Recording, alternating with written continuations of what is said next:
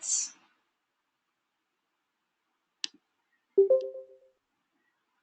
good evening again to everyone who's coming in. We still have 5 minutes to go, so if you'd like to grab a cup of tea, coffee, something hot or cold to drink, whatever you do at this time, you have time to do that. You'll also want to keep a notepad and pen handy for today's session, especially. My name is Ramya Pandin. I am your trainer. We had an orientation on Tuesday. So today is session 2 where we are going to be covering deliverability.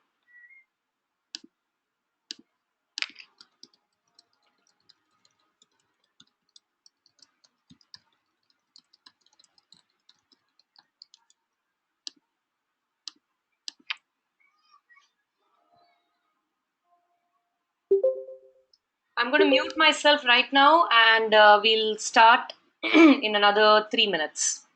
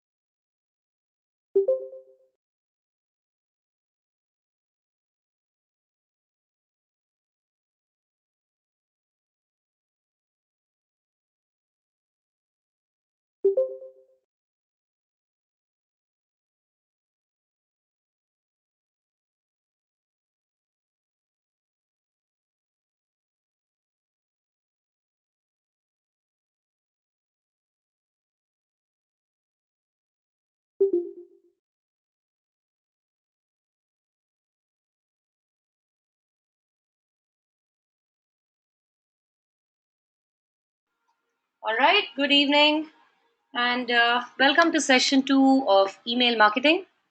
I can see 14 people in the room, including myself.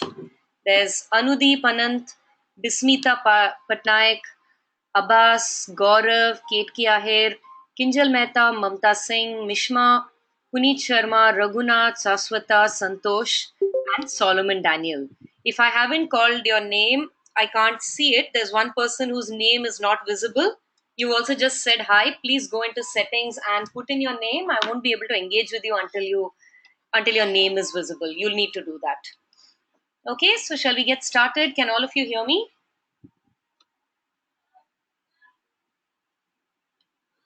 Great. All right. And is my screen visible? I think a couple of you weren't at my last session, so I'm going to quickly reiterate the way we do this. My name is Ramya Pandian, and I am your trainer. Uh, how this works is I'll be talking you through your first lesson, which is deliverability today. This webinar is scheduled to go on till 9:30 p.m. We'll close at 9:30 p.m. Please don't leave before that. We have a structure in place as well. I'll take you through the lesson till 9:15, and at 9:15 we'll take questions. So the interactive session. I hope all of you have your pen and paper handy. Do you want another 30 seconds to get your pen and paper? Because any questions or doubts that you have, I won't be able to stop midway and answer those. You will need to bring it up in the interactive session, okay? Because it disrupts the flow of the webinar otherwise. I won't even be able to see your questions. We'll need to do this at 9:15. All right, everybody clear on that?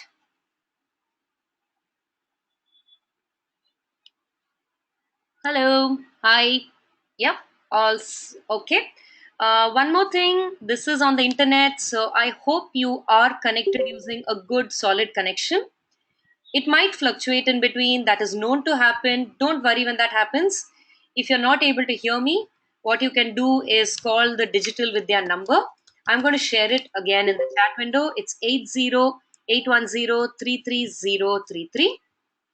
This number is also in your emails from Digital Vidya. The email, the one with the sign in link for today, it's there as well. Please make a note of this number. If you have any kind of issues at all, not able to hear me, screen is lagging, please call this number and they will guide you. Okay? I'm going to give you 30 seconds to take down the number as well. All right. Has everyone got that? And thank you, Manoj. I can see you now. So welcome in. Sri Vidya is also in here. So hi, Sri Vidya. Okay, so are we ready to get started?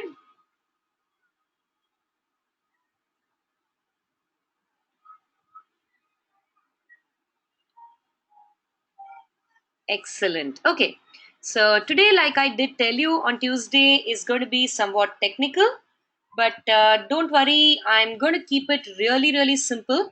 I don't want to load you with unnecessary information. So here's what I'm going to do. I'm going to give you the very, very basics, which are absolutely essential from a marketing standpoint and not go beyond that. There may be some terms that sound familiar. You will definitely have a few doubts. My request to you is don't throw those into the mix right now because it could confuse some of the others in the room. Okay. And I don't want that happening. We're going to learn together as a group. Okay. So just stay with me and just absorb what I'm talking. If it seems like a lot, if it seems like too much, again, don't worry about it. In the interactive session, I'm happy to repeat any slides, anything that you're not understanding. I'll be happy to repeat it again. Plus, this is being recorded and the notes are also available. So you will be able to understand this. Definitely by the time we come to next week, you'll definitely be quite clear on what we're talking about. Okay? There just are a few terms and a few ideas that you'll need to listen to for today's session. Once you go back and revise it and think about it, I promise you it will work out. Okay, with all those warnings in place, let me take it to full screen so that you can see this. Okay, so now that I've gone into full screen, hopefully all of you can see everything on the slide really clearly. The only thing is with this full screen, I can't see the go to meeting window. So I'll have to keep toggling back every now and then. So every 6 or 7 slides or so, I'll come back to the chat window and see. But if you have any questions, make a note of it. The slide number will appear in the bottom right corner. You can make a note of that also. We'll take it up at 9:15. And if you're having any trouble hearing, then call this number. This number is on the top right corner of every slide. Okay, so I'm going to go ahead. This is our agenda for today. Today's session is all about learning how to make sure that your email gets through to the end recipient. Everything else, how to design a great email, what about database, what do big companies do, email strategy, all of those things, we'll not address them today. We are going to address them in the upcoming sessions. If you sat through the orientation, you'll even know when each of those things are coming up. Before I go ahead, I have been also asked to give you one reminder. Next week's sessions will not happen on Tuesday and Thursday, but on Tuesday and Wednesday. You'll be getting an email from your coordinators on this, but essentially, your third and fourth sessions are going to happen on the 20th and 21st of June, respectively. Okay, so you can make a note of this. So, accordingly, do plan your schedule and please plan to be attending the webinars. So, what are we going to look at today? We are going to go through some basics of email. There may be some people in the class who are very familiar with this, who are experts in maybe network facilities. So, this will seem like child's play. And then there may be others like me who, for me, a year and a half ago, I heard some of these terms for the first time. So, if you hear some of these terms for the first time, don't worry about it at all. It's really not a big deal. That's what I'm here for. So I'll definitely clear any doubts that you have and how it helps you as an email marketer. We are going to learn those terms because you need them in order to understand exactly what can possibly stop your email. And if you know what are the barriers your email is going to face, then you can figure out your strategy of how to get past them and get into your recipient's mailbox. So let's start with this one statistic that I shared with you last time. 1 in 5 emails never reaches the inbox. And this is as of end of 2015, which means that my guess is this number has gone up. So more than 20% of all emails that are sent never reach the intended recipient. What is happening to them then? They're getting stopped for a number of reasons. On Tuesday, we looked at some of those reasons like phishing, spoofing, spam, relevance, frequency, all of those. But today we're going to understand exactly how does the internet figure out whether something is spam, whether something has been sent by someone trying to steal money, whether this email is problematic. Exactly how do those security measures work, and how can we make sure we are getting past those? Does everyone get this reference? Okay. Even if you don't worry about it. This is from the Lord of the Rings. The security measures on the internet are even more stringent than an angry wizard. So, shall we take a look at what they are? Okay. So, I'm going to go small again. Okay. So, here's the first term that you need to remember, and that is servers. A server is a device that performs some function on the internet. What function on the internet? Think about all the things that we do on the internet. We do Google searches, we log into webinars, we send emails, receive emails, we post Facebook updates, we watch YouTube videos. We all do lots of things on the internet, right? And every single thing that we do on the internet is a request to the internet. Make sense? So, servers are the devices that process all these requests and make sure that these things are happening. Servers make the internet work. Is that a simple enough definition? So, there are hundreds of servers all over the world that do all these different things for all the different requests that come in. Every server does only one thing. Let me give you a metaphor. How many people here have visited an Udupi restaurant?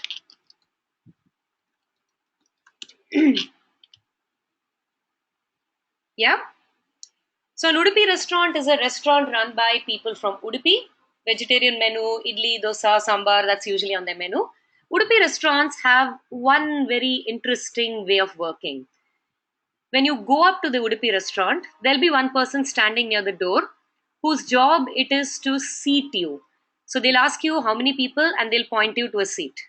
When you go and sit down, there'll be a second person who comes and puts water on your table.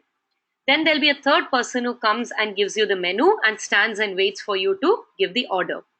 There'll be a fourth person who comes and serves you food, a fifth person who comes with the bill, a sixth person who comes and cleans the table. Each of these is an separate action, an independent action. So the water server will not bring you the bill. The person who brings you the bill will not serve you food. The person who serves you food will not tell you which table to sit down on. Each of these people does only one thing, only one task. The next time you go to an Udupi restaurant, notice this. Servers are like that. So every server in the world does only one kind of action. There are lots of different servers because there are lots of different things that people need from the internet. So, for example, if you open your browser and you type in www.digitalvidya.com, what are you doing? You're requesting the internet to let you access the website of Digital Vidya. There is a special kind of server called a web server. That's the Digital Vidya web server, which will make sure that you are able to see the website. Similarly, there are other kinds of servers that do other things. There are hundreds of web servers, hundreds of each of every kind of server. And all these servers are connected to each other. So the internet is really nothing but one gigantic network of servers. Everyone with me so far?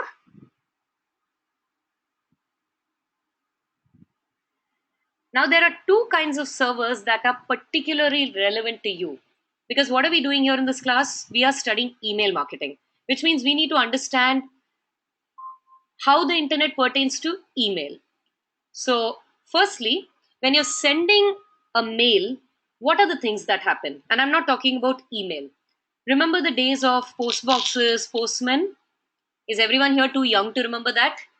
You remember? Dakia, Dakhana, letters, post boxes. There are three major things that happen in that entire the postal department. So the first thing that you do is make sure that so the postal department, what does it do? It collects your emails, so it receives not emails, sorry, it receives letters, and then it organizes them based on these are letters going to Bombay, these are letters going to Delhi, these are letters going to Chennai, these are letters going to Calcutta, and so on and so forth. And then it dispatches those letters out to those places. So there are three different things happening.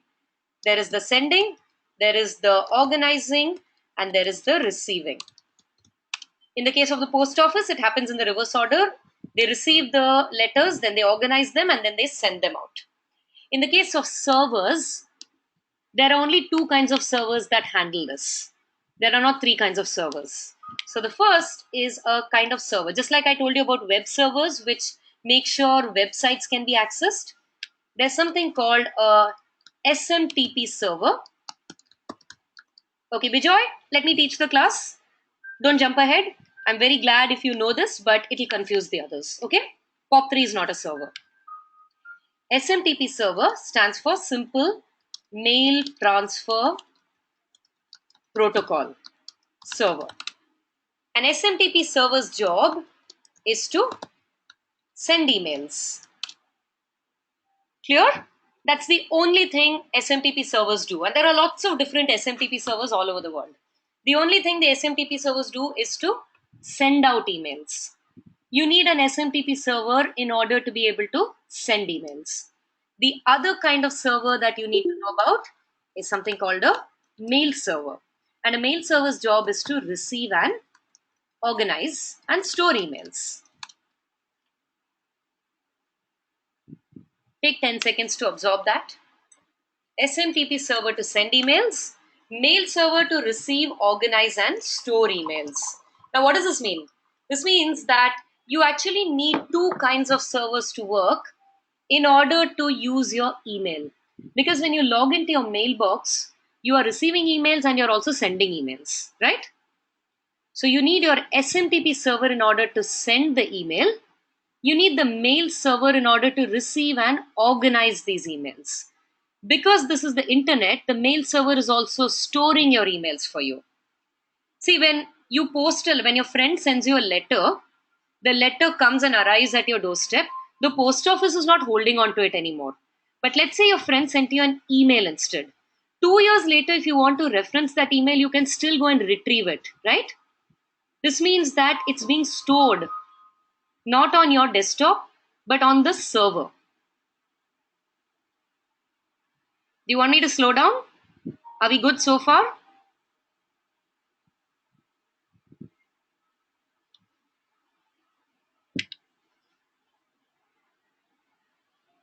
Okay, here's what we're going to do. See, there's going to be no value in my repeating.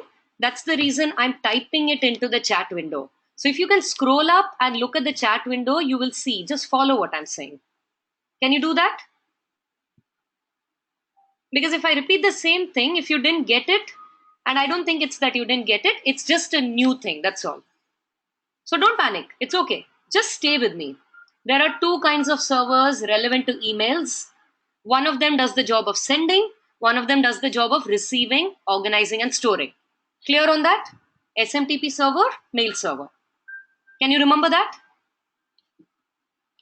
Okay, hold that thought in your mind. Now imagine the internet as this gigantic factory floor, okay? And inside that factory floor, there are all these old men sitting at individual tables and doing work. Who are these old men? They are servers. Each of them is doing one particular job and they are very busy at it because the internet is 24/7. When you want to do something on the internet, you want to visit a website, you want to send a Google, you want to send an email, you want to post a Facebook update, any one of these things, you are walking up to the internet and you want something. Now, how do you know which server is going to process your request? You don't know all that, right? And you're not required to know all that. This is why there's another kind of device called a router. A router's job is to make sure that your request is reached to the correct server and the server completes that request. So, routers route your query to the correct server and ensure that the query gets fulfilled. I'm saying query, same thing as request. So think of that big room that I told you where all those old men servers are sitting. Now imagine that outside that, a whole bunch of young men are standing. The minute you approach, you tell one of them, hey, I want to visit this website. So that young man says, 1 minute, and he runs inside and he goes and finds the correct server and he comes back and ensures that the website opens on your desktop. Or you say that, hey, I want to send an email. So one of the other young men runs in and he finds an SMTP server that can do the job of sending the email. That's a router. That's only a metaphor, okay? If you find that too confusing, just ignore that. Srividya, everything that you want to do on the internet is a request to the internet or a query to the internet. Yeah. Hey, please don't unmute yourselves. We'll get disconnected. I'll take questions at the end. Okay? Don't unmute yourselves, please, guys. There are 20 people in this. We'll get disconnected. I'm answering your question. Try and listen to me. Everything that you want to do on the internet, whether it's visiting a website, doing a Google search, sending an email, downloading your email, is a request to the internet. Did everyone get that?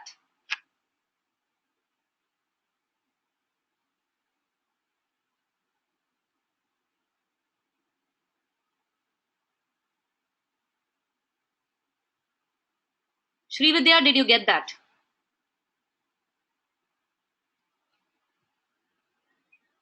There are hundreds of servers all over the world.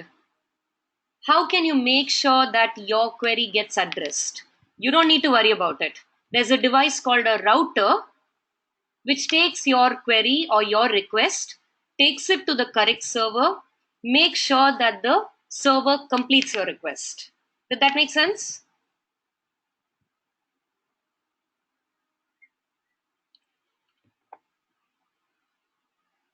Yes, no, guys.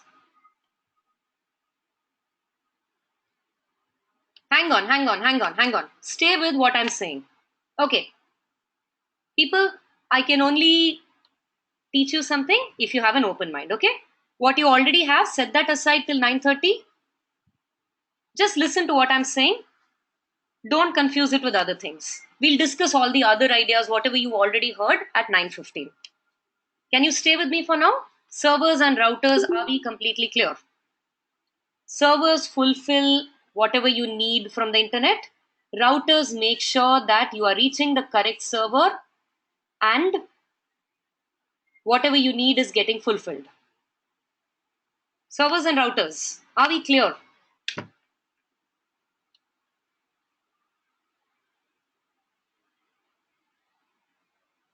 Okay, great, excellent. Now think of the internet as nothing but a connected network of servers and routers. You don't need to worry about which server, what kind of server.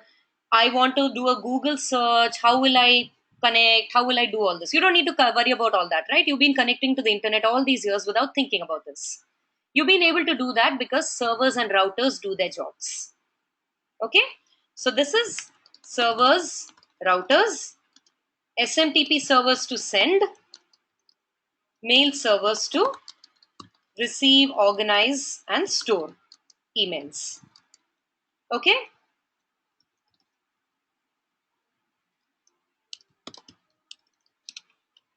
I've shared it again in the chat window. Take 10 seconds, read this, and keep it in your mind. I'm going to give you one last definition. Okay? And then we'll look at how all of these get together. The third one is something that you would definitely have heard of, and it's something called IP address. IP address stands for Internet Protocol Address. Internet Protocol Address or IP address. IP address is a unique string of numbers, and I'm typing it in, unique string of numbers assigned to every internet connected device by its internet service provider. Take 10 seconds and read through this.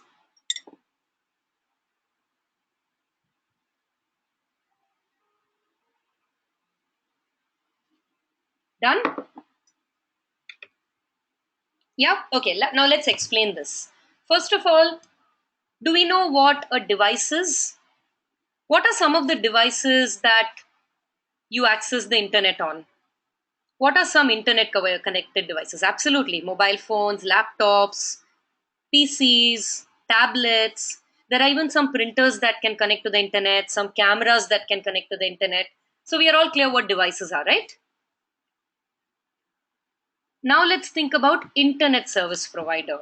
The internet service provider is the company that makes sure that you are able to connect to the internet. And you pay them at the end of the month usually in order to be able to connect to the internet. So who do you pay? Who is responsible for your internet? Who are you using right now to be able to connect to the internet? Okay, BSNL, that's an internet service provider. Airtel is an internet service provider. Absolutely. Reliance. How about your mobile phone? As long as you're inside your home, you're on your home Wi Fi. What happens when you step out?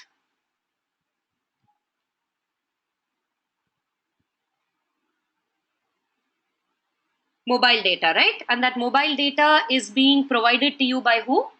No, 4G is just the kind of service it is. But who is the internet service provider? Mobile data just means that you have internet on a mobile phone. Your telecom network. So your telecom networks are also internet service providers. Clear on that? So we know what devices are, we know what internet service providers are. Right? Shall I give you one more metaphor? I like metaphors because they help me understand. Yeah? But if it's too confusing for you, set it aside. Okay? Don't get locked in it. So here's a just imagine this. Imagine that I'm the owner of a really large hall. Okay? And all of you are standing in line to enter this hall. I'm standing at the entrance to the hall and I have one box next to me, one carton. And this carton is full of hats of different colors. You know, hats, right? Topi of different colors. When each of you enters the room, I put one hat on your head. How many hats can one person wear at one time? Only one, right? Exactly. And how many heads can a single hat cover at one time? Only one. Exactly. So let's imagine this. Bijoy is entering the room and I put a red hat on his head. Abbas enters the room after him and I put a blue hat on his head. Srividya enters the room after that and I put a green colored hat on her head. As long as you're inside the room, you have to wear the hat. Now, Bijoy decides to leave the room. What am I going to do? The minute he steps out of the room, I take the hat off his head and I put it back into my box. What colored hat was Bijoy wearing? Red colored, right?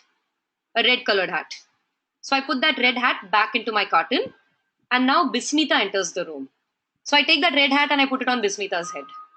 So as long as Bismita is in the room, she's going to be wearing this red hat. Now what happens if Bijoy decides to come back in the room? He can't wear the red hat, right? Because Bismita is wearing the red hat. So what will I do? I'll give him a brand new hat. I'll give him a yellow colored hat now. Are you all with me? Could you visualize all that? Now what does this mean? In this example, I am the internet service provider. This room that I own is connectivity to the internet. Each of you coming in is a device, not a user, a device. And these hats are IP addresses. So the minute your device connects to the internet, or in my example, the minute you enter the room. So the minute your device connects to the internet, it receives an IP address from the internet service provider. Just like you receive a hat from me, you can wear the hat and you have to wear the hat as long as you're in the room. So your device is assigned an IP address the minute it connects to the internet. And this IP address is unique to your device. One IP address can only be with one device at one point of time. Just like one hat can only sit on one head. Two people cannot share a hat and one person cannot wear two hats. Same way, one device cannot have two IP addresses simultaneously and one IP address cannot be shared by two different devices simultaneously. And all this is only as long as you're in the room, only as long as your device is connected to the internet service provider. What happens the minute you disconnect from the internet service provider?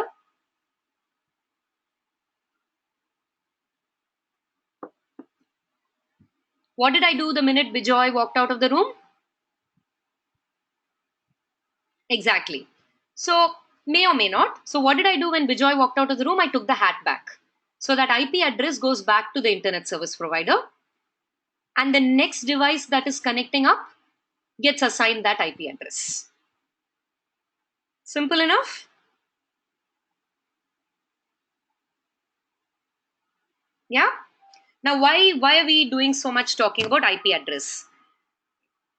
Because IP address is that identifier on which most of the security measures of the internet are based. Tomorrow, if somebody comes and says, I want to find out whether Bijoy was in your class or not, I may not be able to track that, but I will be able to say, yes, Bijoy was there for some time. I may not be able to say which hat he was wearing. Now, let's say somebody comes to me and says, somebody did something while they were wearing the blue colored hat. I'll only be able to tell them, yesterday between 3 to 4, Bijoy was wearing a blue hat for some time, then he left, and Bismita was wearing it for some time, then she stayed for half an hour, she left, and then Abbas was wearing it for some time, then he left. This is why IP address tracking is a little complicated. It's not as simple as you get the IP address and you immediately know who sent an email or who's running that website. IP address, if you know the IP address, you will be able to track which internet service provider assigned it, and you will be able to, maybe the internet service provider may be able to tell you at what time it got assigned and where it got assigned. They may not be able to tell you exactly which device it was assigned to. But that's still some information, right? You can narrow it down to an area. Making sense? So that's a little more than you need to know, but are we completely clear on what IP address is? Okay, great. We are going to put these three things together now. What are these three things? Servers, routers, and IP address. What are we going to do? We are going to trace the path of an email. I told you one scary statistic, right? 20% of all emails are getting lost. So let's find out, let's map the journey of an email. Let's say that you need to send an email to your coordinator at Digital Vidya. What do you do? What are the steps that you take? Let's take it step by step. What are the things that you need to do? Before that, you need to open your mailbox, right? You need to sign into your mailbox, connect to the internet, sign into your mailbox. Then you go to your compose screen. What do you do there?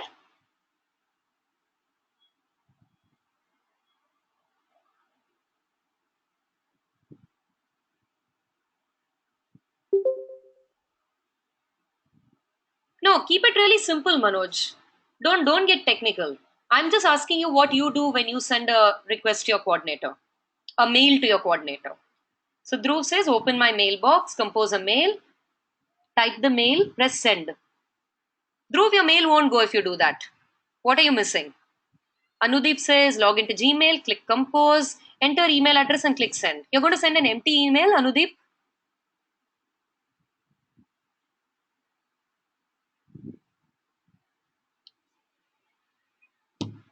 You'll put in content as well, right? You'll put in a subject line and then you'll go into exactly. You have to give the address, right? It's like trying to post a letter and not having the address in it. Fine. So you filled in the content, you filled in the subject line, you put in the email address in the to field, and then you've hit send. How long will it take? How many days? How many years will it take before your coordinator receives the email? A few seconds, right? Yeah, that was a trick question. Immediately. Those 20% of emails that are getting lost somewhere in those few seconds. And all the server router business, all this is happening in those few seconds. So shall we map it and see where the blocks are? So let me draw a drawing for you. You like drawings? I love maps. So this is your mailbox. Okay? You've hit send, you've created an email, and you've hit send. Now, what are you doing when you hit send? You are requesting the internet to do something, right? This is an example of a request to the internet or a query to the internet. What is your request? Please send email. So, where is this going to go? Where do you think it will go? Based on what you've just learned, it's supposed to go to the SMTP server, but the SMTP server is sitting somewhere on the internet. How is it going to get to the SMTP server? Router, exactly. So there'll be a router which ensures that your email gets taken to the correct server. And what is the correct server in this case? It's not a web server. Your query is send email, right? Exactly. SMTP server. Good. Very good. So I'm going to connect this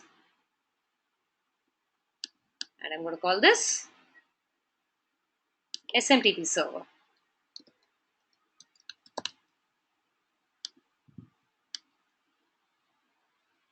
Okay. Now what's the SMTP server going to do? The SMTP server is going to send the email, which means where does it need to go next? Who's going to receive this? That's true, but who's going to make sure that the mail server gets it? SMTP server is not going to go traveling around. The router, exactly. So there'll be one more router here.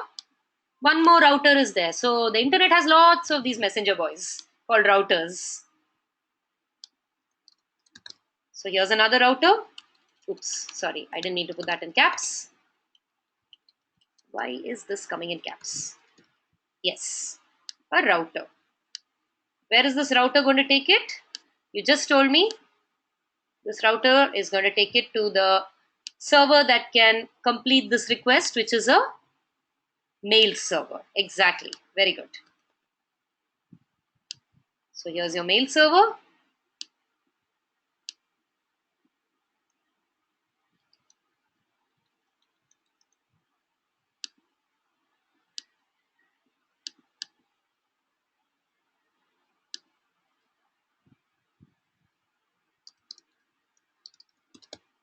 Okay, so now mail server has gotten it. What's it going to do? The mail server's job is to receive, organize, and store emails. Does it get stored there permanently? Depending on the settings, yes, it gets stored, but your recipient is not having to check every day, right? How is your recipient? How are we all receiving our emails? We are checking our mailboxes, right? That means that this needs to go on to the recipient's mailbox, right? Once again, this is a server, so the server is saying, not my job to do the running around. So, what's the server going to do? Mail server is going to send it on to who's it going to send it to?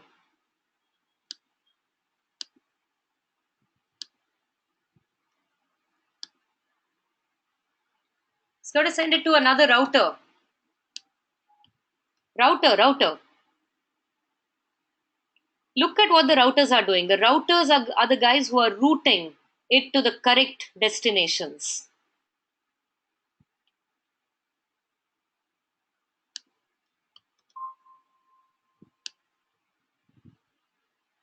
And finally,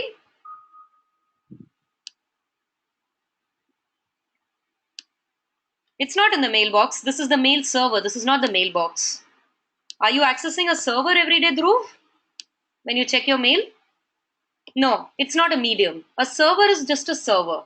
Don't call it other things because it'll confuse you. A server is a device that performs certain functions.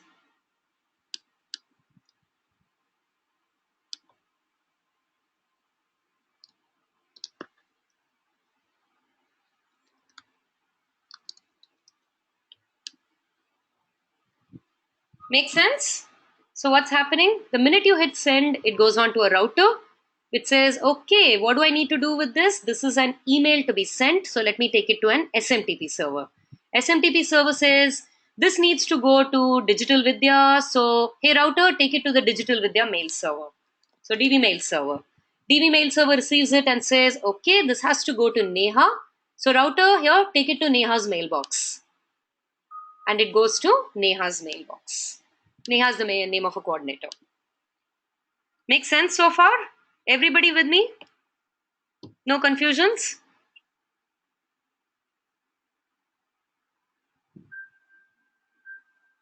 Srividya, what's not making sense?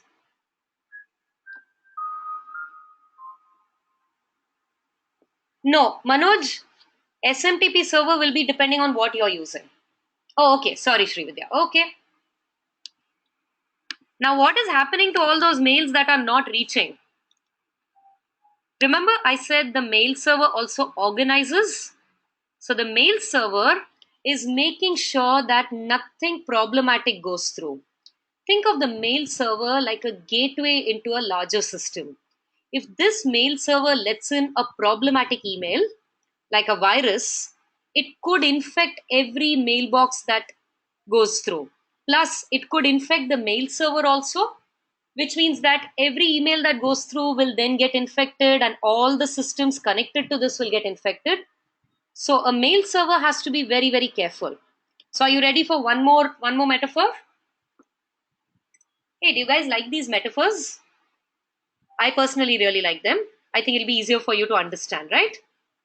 So here's another metaphor. What's a high security area that all of us know?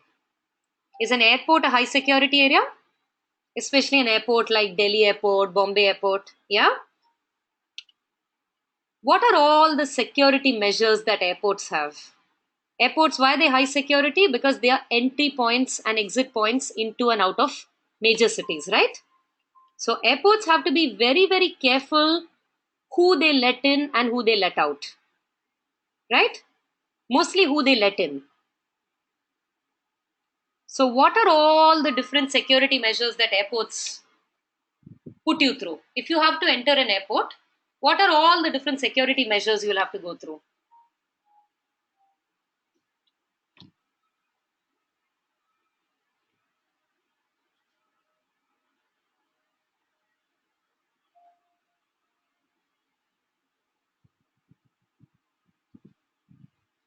Check-in, frisking, baggage check, verification, luggage check,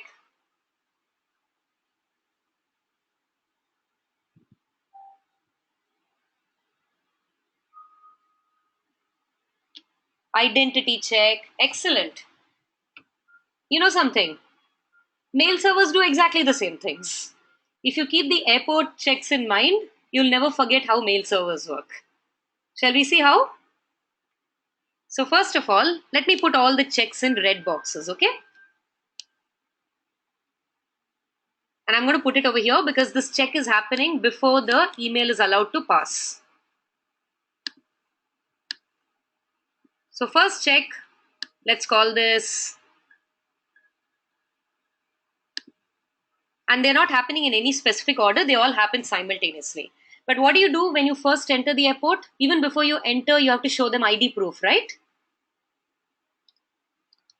In the case of a server, it's called authentication. Okay?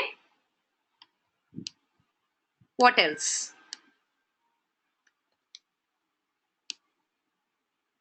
If you have any history of terrorist activity, for example, then you will be frisked.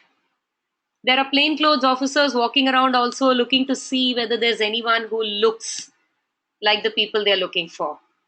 This is called a reputation check. I'll explain each of these in more detail in a bit. Your boarding pass is not a security measure. Your boarding pass is to tell you where you're going to sit on the plane. But there is your baggage check, right?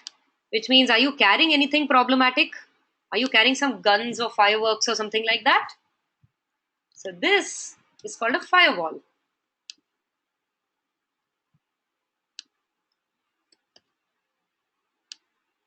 And also, something else called a spam filter. Now, I'll explain each one.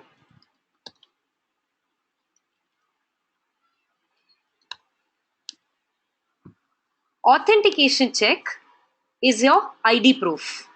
Remember spoofing emails? I showed you an email from ICICI Lombard which actually was sent by someone else. Remember that? So every server is trying to make sure emails like that are not allowed to pass. So there is an ID proof check done to see whether this email has actually been sent by the person who is who's saying, whoever is saying that I'm this person.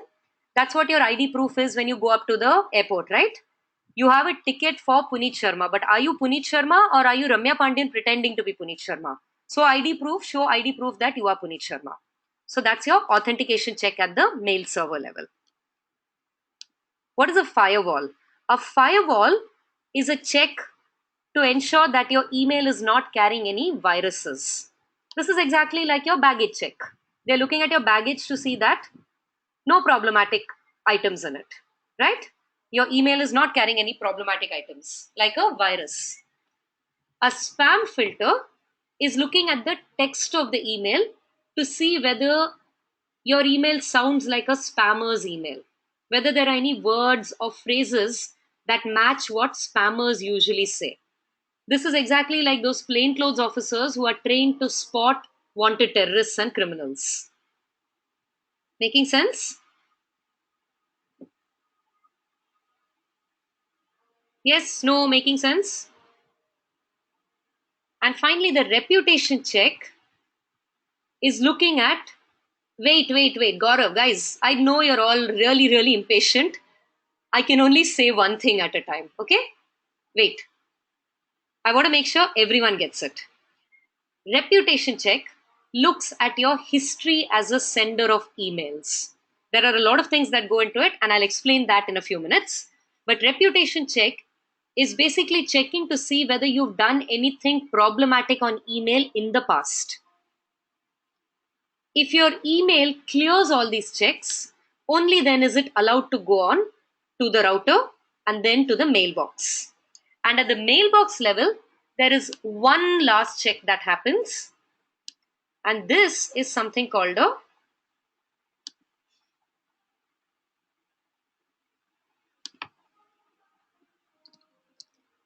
Spam filter. Now, why is there a spam filter here also and here also? This spam filter is trying to weed out known criminals or known spammers. This spam filter is based on what the recipient considers spam or not.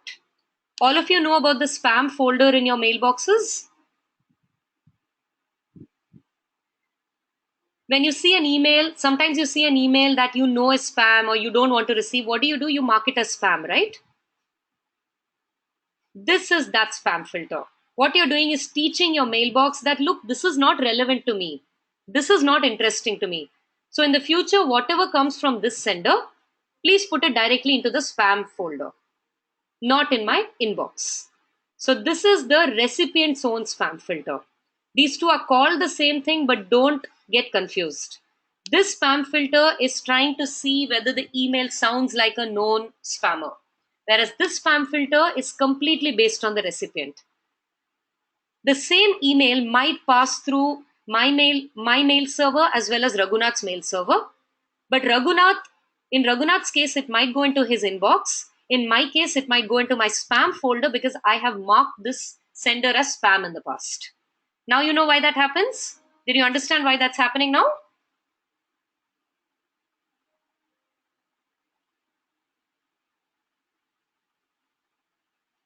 If your email fails even one of these checks, it's not allowed to go any further. But are we completely clear so far on this schematic? This is there in your notes, so don't worry, okay? Don't worry about whether you'll remember it. It's there in your notes. When you go through your notes and the recording, it'll make sense. I'm going to run back to the slide.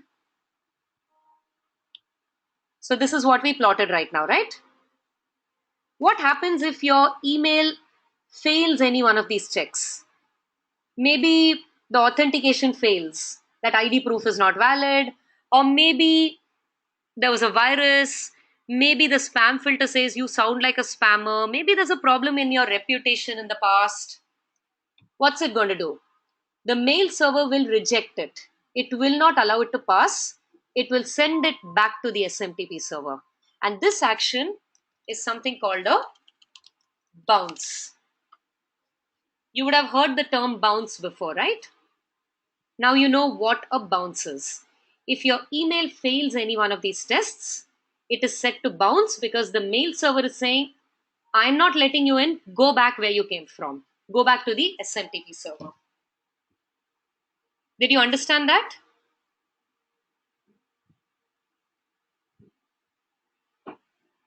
Now let's understand what bounces are. There are two kinds of bounces. And this is the only reason emails don't reach, okay? There's no other reasons emails don't reach the mailbox. These are all the reasons that those 20% emails that are not reaching the mailbox, all those reasons are right in front of you on this slide. So let's understand what's happening with those bounces. There are two types of bounces. There's something called a soft bounce and there's something called a hard bounce. A soft bounce is when the recipient's mailbox is full. Has that ever happened to you? You send someone an email and then you get an email saying could not be delivered. And you call them up and say, hey, please clear your mailbox because your mailbox is bouncing. What you're talking about is a soft bounce. Or let's say you send your friend photographs on email and you send 20 GB of attachments. What will happen? You'll get a notification saying could not be delivered because the mail is too large. This is also a soft bounce. In a few very rare cases, you may not even have experienced it. If the mail server is gone down, if it's not working properly, then also it'll be a soft bounce. Why is it called a soft bounce? Because all of these are considered to be temporary conditions. So if a soft bounce happens, let's go back. If the mail server has sent this back to the SMTP server will know that it is a soft bounce. The SMTP server will try to send it again. Most of the time, it tries to send it again after 1 minute. If it bounces back, it'll try and send it again after 12 hours. If it bounces back, it'll try and send it again after 24 hours. If it still doesn't go through, if it bounces 3 times, then the SMTP server will send you a mail saying, could not be delivered. So different SMTP servers have different settings. Some of them do 1 minute, 1 hour, 2 hours. Some of them do 1 minute, 12 hours, 24 hours. You'll notice that those notifications come at different times. That's because different SMTP servers settings. Only 3 times. Yes, 3 times is the standard. Did you get that? Okay, Anudeep, if you don't check your email for a very long time, you don't clear out your mailbox will become full. There is a limit to, maybe, but there will be a limit even to that. At some point of time, it will start bouncing. So, everyone clear on what a soft bounce is?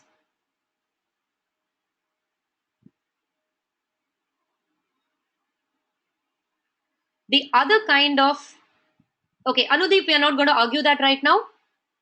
Shashwata, we'll take questions in the interactive session. Guys, please, can I please request you, because I really want to engage with you, but this means we are slowing down the class. It's already 8:52 and I've still got a bunch of important things to share. Okay, so please, can you please hold the questions? As it is, it's going to start, the interactive session is going to start late, so we'll only have 10 minutes for the interactive session. Okay, please. So this is a soft bounce. Everyone is clear? Everyone is with me so far on soft bounces?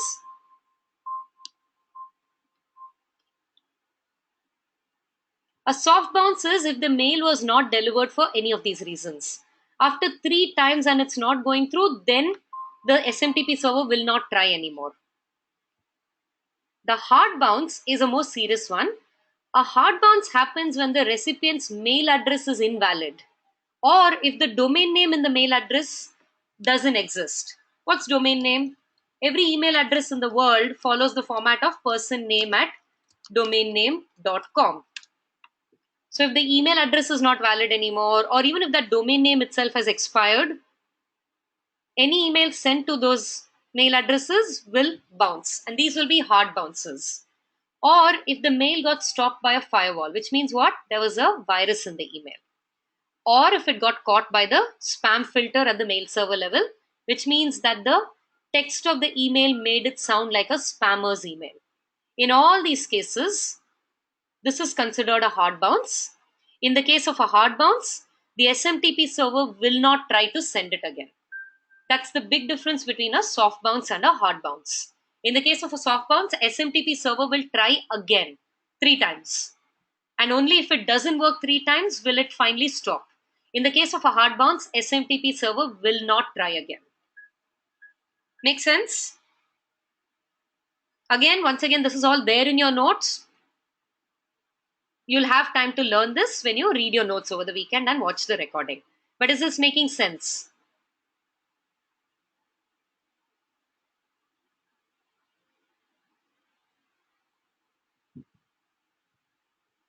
Yeah? Okay. Now, how do you know whether your emails have bounced or not? Do you have to keep sitting around waiting to see how many notifications? That's a very inefficient way to do it, especially when you're an email marketer and you're sending out maybe 10,000 emails, right? So, there are tools that can actually track whether your emails got delivered or not. MailChimp has that built in. MailChimp is a super tool for email marketers, which I'll be demonstrating in week 3. So MailChimp will actually tell you the minute you send your emails via MailChimp, you'll immediately be able to track how many of them got delivered properly and how many of them did not cross the mail server, which means they bounced. And of that, how many of them soft bounced, how many of them hard bounced. So I'm going to give you a video to watch. And when you come back, we'll talk about bouncing. Okay, please go watch this video and come back and tell me when you're done. It's a 2-minute video.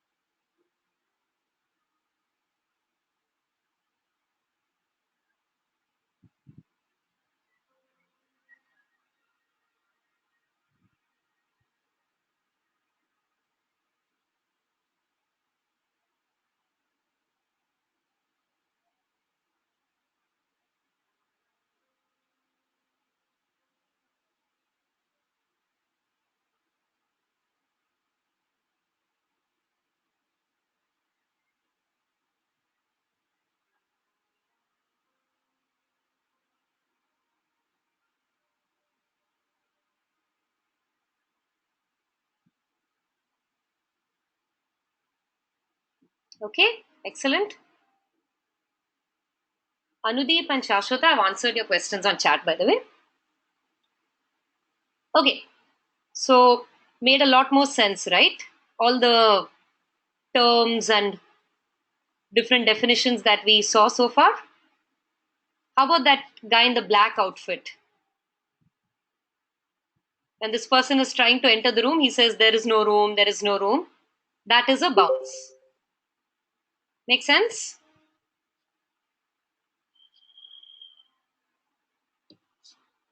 Okay, so let's. Exactly. It's a soft bounce. Exactly. Now, you already know that I'm going to be telling you, I'm going to be showing you a tool in the third week, which will help you track exactly how many bounces are happening. This is the first thing that you need to measure as an email marketer to see whether your campaign is a success or not. So, this is the first metric of an email campaign success, and that is something called bounce rate. Bounce rate is the number of emails bounced divided by number of emails sent as a percentage. Bounce rate is a percentage, not a number. Okay, so I'm going to do a quick little activity. Shall we all do an activity? It's a maths problem, actually. How many people here don't like maths?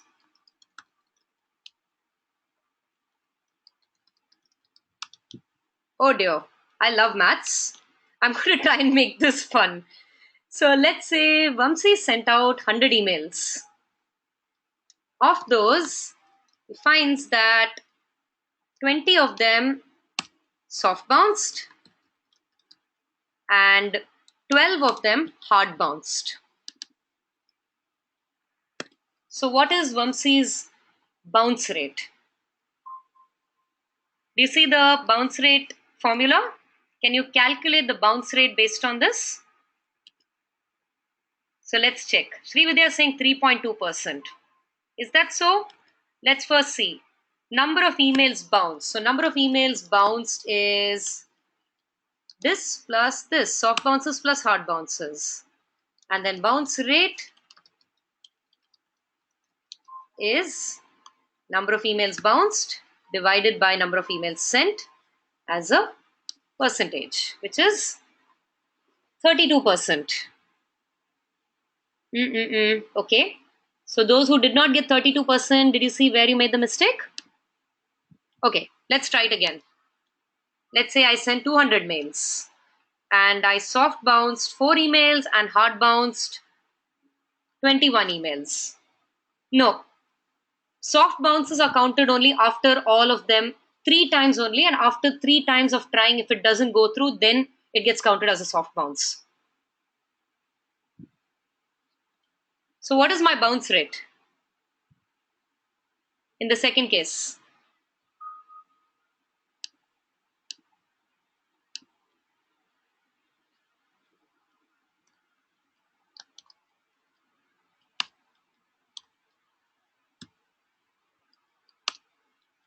So 12.5 is correct. Well done.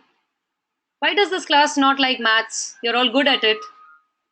It's not particularly difficult, right? So completely clear on bounce rate. There's one other metric, one other way to check it, and that's something called delivery rate. Delivery rate is nothing but number of emails that got delivered divided by number of emails that was sent. So if 32 bounced, how many got delivered? 100 emails were sent, and of those 32 bounced. So 68 of them got delivered, which means 68 divided by 100 is the delivery rate, 68%. Right? Similarly, this. Okay. So 200 emails minus 25 emails. So 175 got delivered. That means my delivery rate is 88%. Exactly. It's a percentage, so don't make mistakes on that. Okay. Now, what happens if your emails are hard bouncing even though the address is valid? There are 4 reasons why an email hard bounces, right? Because the address is invalid, domain name is incorrect, or if your email had a virus or a spammy word in it, right? So that means if you know for a fact that the email address is correct, but it's still hard bouncing, now you know the problem is either because it has a virus or it has spammy words in it. What can you do then? If you've had attachments or pictures in it, try sending the email again without attachments or pictures, because viruses are usually carried in attachments or pictures. So try sending the email again without the attachments and pictures. If it goes through, you know the problem was in the pictures or attachments. If it still doesn't go through, then you know that the problem is in the text of the email, which means you need to reword your email. Clear? You could also use something called a bounce handler. Now, when you're sending 10 emails and 2 of them bounce, it's going to be easy for you to go and rectify and change the email address, make it correct. What happens if you're sending out 10,000 emails and 10% of them bounce? That's 1,000 email addresses that may be wrong. A bounce handler is a tool that will automatically screen out the email addresses which bounced your email and ask you whether you want to delete them or whether you want to change them in some manner or separate them in some way. MailChimp, once again, has this tool also built in. So, in total, what are the things that can make your email go through or stop? Your email is being judged on authentication. Are you who you say you are? That means, is this really you? You're not pretending to be someone else? What does your email contain? Does it have any viruses? Does it have any text that makes you sound like a spammer? And finally, something called reputation, which I told you, I'll explain. What's your history as a sender of emails? So let's look at each one. What is authentication? Authentication check. Remember IP address? Authentication check is basically looking at the IP address from which the email was sent to see whether this is the IP address from which emails have been getting sent in the past. So how do I know? How does my mailbox know that this email was not sent by ICICI Lombard? Because in the past, ICICI Lombard has been sending emails from verified IP addresses. There's a lot more. It's actually a lot more complicated than that. It's very technical. I don't want to drown you in that. Just take this as the ID proof check. Okay? So the authentication check is confirming that you are who you say you are and also that your email has not been tampered while it is being sent. It's actually possible to do that as well. There are hackers, there are very skilled hackers who can intercept the email somewhere in between and make it look as if someone else sent it. So this authentication check is there to ensure none of those things are happening. What are the things that the content check is looking at? So firstly, size of the email. If your email is too heavy, what will happen? It will soft bounce. Volume of emails. The server knows if you've sent 10,000 emails in one go or you've sent 2 emails in one go or 1 email in one go. So if you're sending out 10,000 emails in one go, then it will take a much closer look at your message. This is a lot like you're walking through the airport. If you're carrying 10 cartons with you, then everything is going to be checked a lot more closely than if I walk in with one handbag. Are there any viruses in your emails? Are there any spam words or phrases? How many links are there? Have you ever seen an email that only contained a link in it, a website link? It's rare, but you may have seen an email like this, right? Most systems around the world assume that such emails are sent by spammers. We know now that we should not click on such mails, which is why most systems know that this is sent by spammers. So they look for a ratio between the number of links and the number of words. If your email contains 5 website links, there have to be more than 5 words. If it contains 2 links, there have to be more than 2 words. It's a very simple. It's just looking at how many links are there and are there more words than there are links. Ready for a quick activity?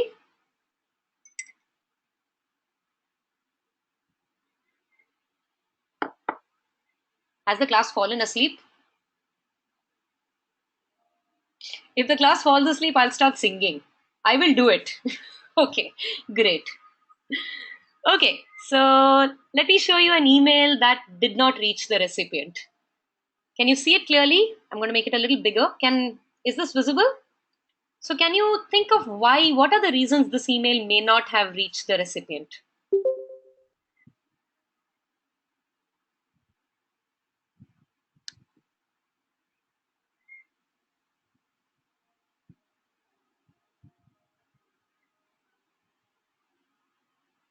No words. No words is correct. It only contains an attachment. That's very problematic, right? Attachment, exactly. No content. Exactly. Very good. Here's another one.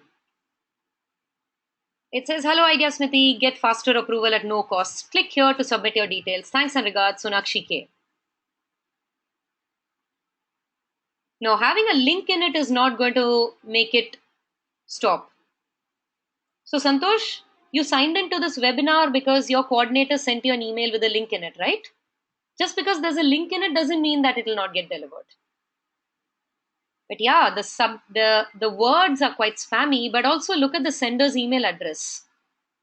Exactly. It doesn't look like a valid email address, right? So now you understand exactly what how this is working. These are not particularly complicated systems. They're looking at very simple things. And now you know not to make these mistakes. Now, reputation check, I promised you I'll explain what this is. Reputation check is looking at a few things in your past history as a sender, not just this time when you hit send, but in the past. Do you have a track record of sending out high volumes of emails? All the servers are tracking this, by the way, and they're recording this information. So you may have sent out 10,000 emails right now. Half an hour later, you're sending out one email to your friend. The mail server that it goes to will know that in your last go, you sent out 10,000 emails. So, do you have a track record of sending high email volumes? If you sent out lots of emails many times, it will definitely take a closer look at it because you might be a bulk mailer or a spammer. Have there been complaints of spam against you? Remember the spam button that you and I operate with so much without thinking too much? The internet is tracking this, and senders who are getting a lot of spam complaints against them, their reputations are bad. Is there a history of blacklists? Now, what is a blacklist? A blacklist is a list of senders whose emails bounce a lot. So, if I'm sending out emails and most of those emails are bouncing, it means I'm a careless sender, right?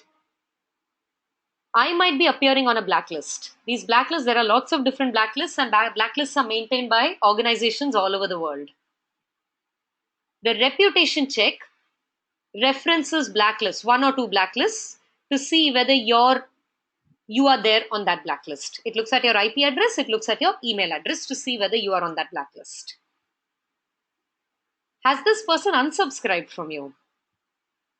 Have you been caught in something called a spam trap? And I'll come to a spam trap in a minute. A spam trap is a lot like a mouse trap. You know mouse traps? Like Tom and Jerry? Yeah, there's a piece of cheese and Jerry Mouse goes running and it gets caught in the. Well, Jerry Mouse doesn't get caught, but all the other animals get caught in it, right? Usually Tom. So that's something called a spam trap which can catch spammers. And then there are blacklists which are keeping track of senders whose emails bounce a lot. The reputation check is looking at all these things and saying, have you been caught in all of these before? Have people marked you as spam in the past? Have your emails bounced in the past, or have people wanted to open your email? That's your user engagement stats. Based on all this, your reputation may be very good or very bad.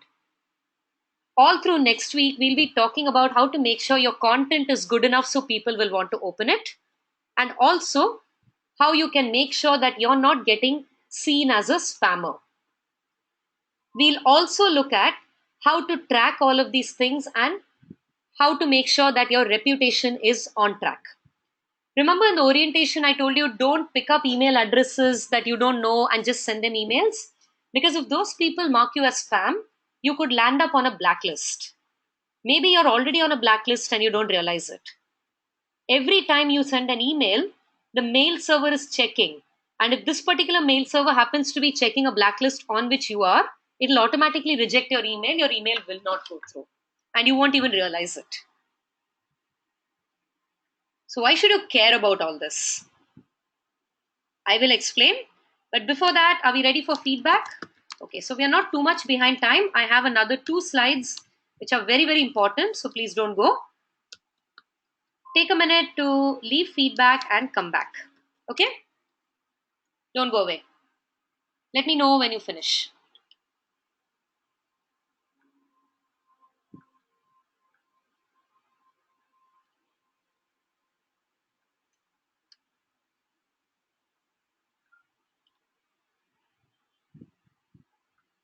Thank you. Let's just wait till the others finish.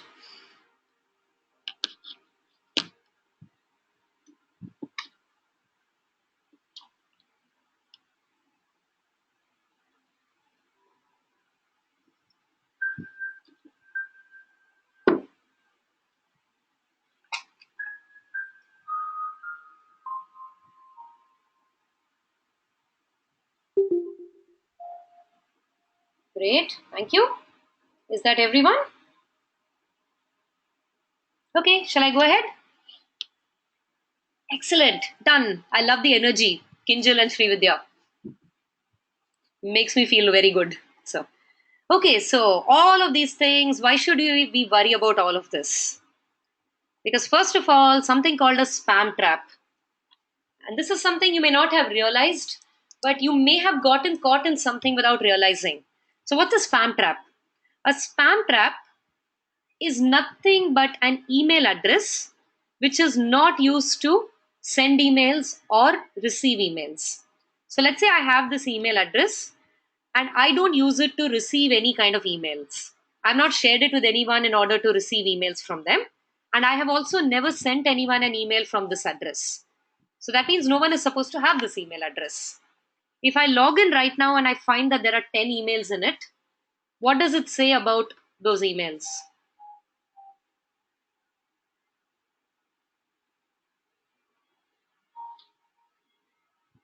Yes, spam, right? Exactly. And that's how simple a spam trap is.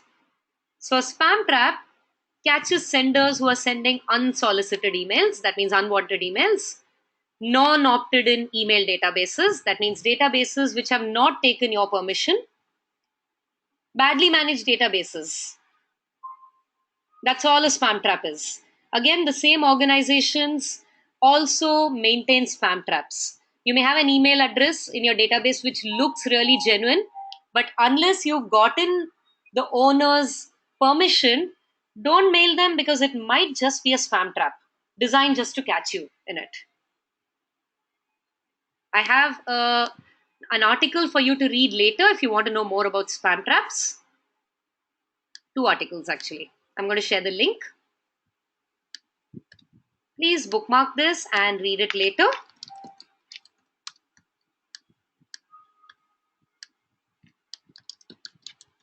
So that's spam traps. What's the other one?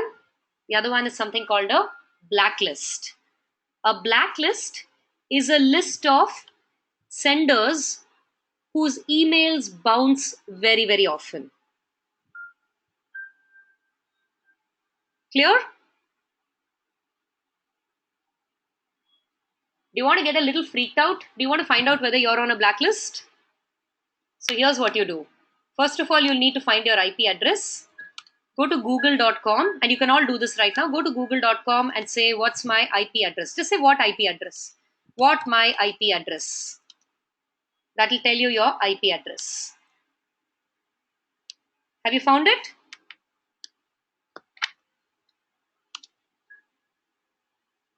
Has everyone found their IP addresses? Yeah? Now you go to this link, this tool, and put in that IP address here. Copy paste your IP address, put it in here, and say blacklist check.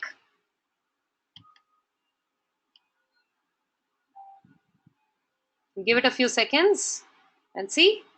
I'm on 4 blacklists marked in red. Did you find yourselves on any blacklists?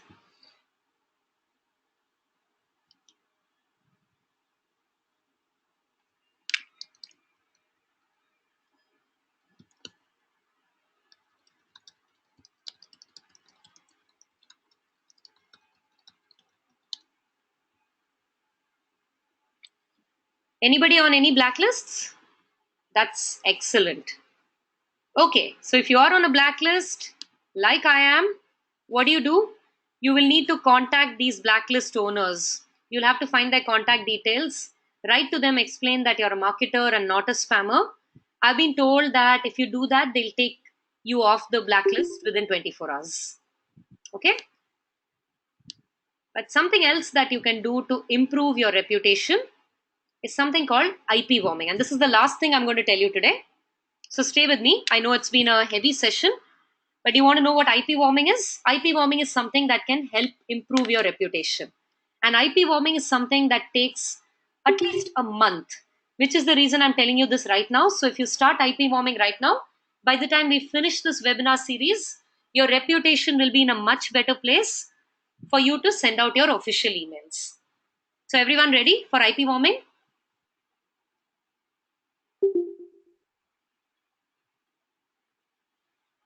So this is how you do IP warming.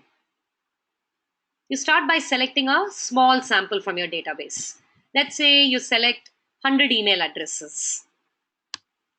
Minimize the probable hard bounces. How are you going to do that? Make sure that all the email addresses are correct, right? That's the bare minimum. Make sure they are all correct, at least then they won't hard bounce because the email address is invalid. Remove any unsubscribed addresses. You should not be mailing them. Retain only active addresses, and by active I mean people who are checking their email addresses frequently. How do you do that? Well, start with your friends. You probably know which are the email addresses that they check frequently, right? So retain only these. Once you have 100 like this, segment it further. So don't worry about the segmentation right now. We have a session where I'll talk about segmentation. This is only within IP warming. Create an email, keep it really simple and short. Don't even put pictures. Or maybe if you have to, put in one picture, but not more than that. And keep your email really short, 50 words, 100 words, not more than that. And then send it and track. Now, let's say I do this, and this is what happens. I've sent 100 emails.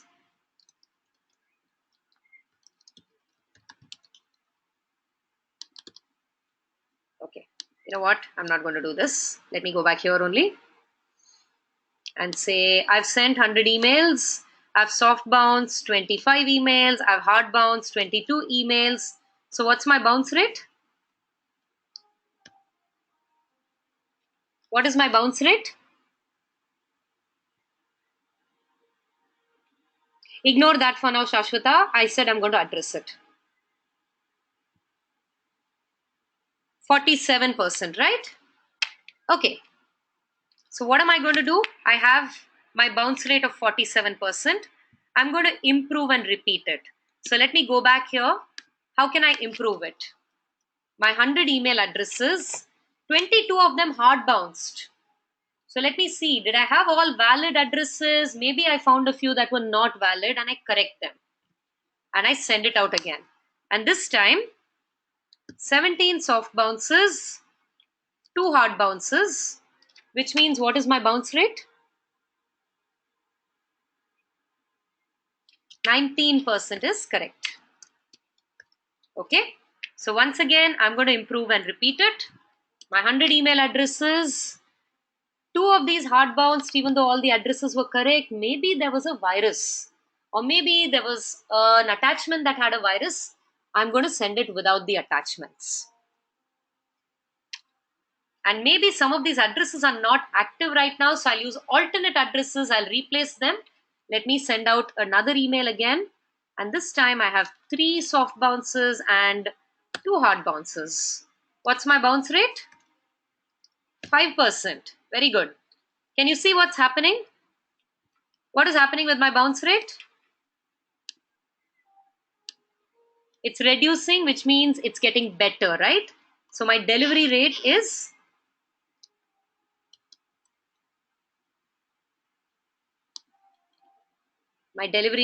what in this case?